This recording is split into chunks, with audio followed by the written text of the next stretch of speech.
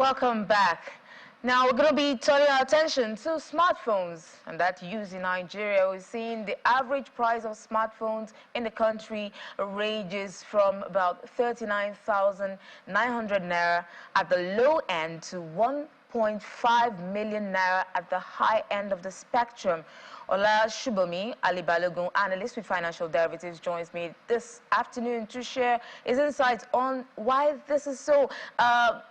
Olashwemi, are there these increases in Nigeria are they just limited to Nigeria, or is there a global surge in the price of smartphones?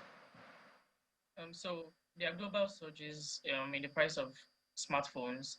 We have seen the Taiwan semiconductor manufacturing company, they increased their prices by 9%. And so basically what they do is they provide chips for smartphones, which the chips are put in the motherboard, and this powers the phone. So we have seen an increase in the price of these chips. We have also seen the 5G technology, which has been included into the telephones that are just released. So when you look at the consumer demand and expectation for their phones, they expect smarter phones, they expect faster phones, they expect the performance to go up. They expect that these phones that they're bringing into the country can also compete.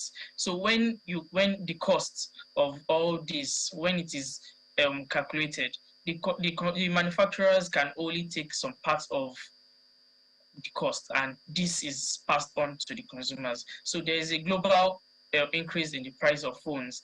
But when you now look at the domestic market in Nigeria, the inflation, we have exchange rates, all these are high right now. So when you convert the currency from the dollar into naira, you see that the prices of phones skyrocket, the prices double. So when the prices of phones right now, they've gone up. And if you look at the price of an iPhone, the price of Samsung and other Infinix products, you see that the prices that we had last year compared to the prices that we had this year are not the same. So globally, the prices have gone up. Then locally also, the prices also have gone up. So yeah, definitely, because we've seen that report from the EIU, which says that we've seen this growth of this in the number of smartphone users in Nigeria, but at the same time, the report still says we've seen a decline in the use and those who use personal laptops, that's personal computers. Are smartphones now a substitute? Are people now substituting smartphones for PCs or vice versa? It's more like, the more smartphones that are out there, the less subscription for personal computers. What's happening? Well, on that, we've seen that the phones that are being brought out now, they sort of like have more features that can take off work from personal computers. So it is much easier for the consumers to take the phone while on the road.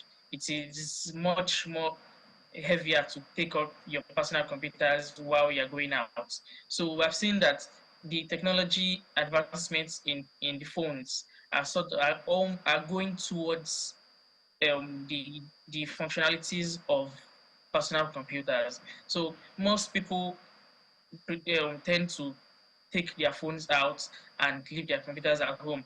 Then when you look at the world globally, they've introduced tech hubs, which you can see in different states in the US, in the UK, and various countries. So most people, when you have something to do that is very, very urgent, there are tech hubs close to you that you can always stop at to work. We have seen a few tech hubs start up in Nigeria, but we have not seen lots of infrastructure.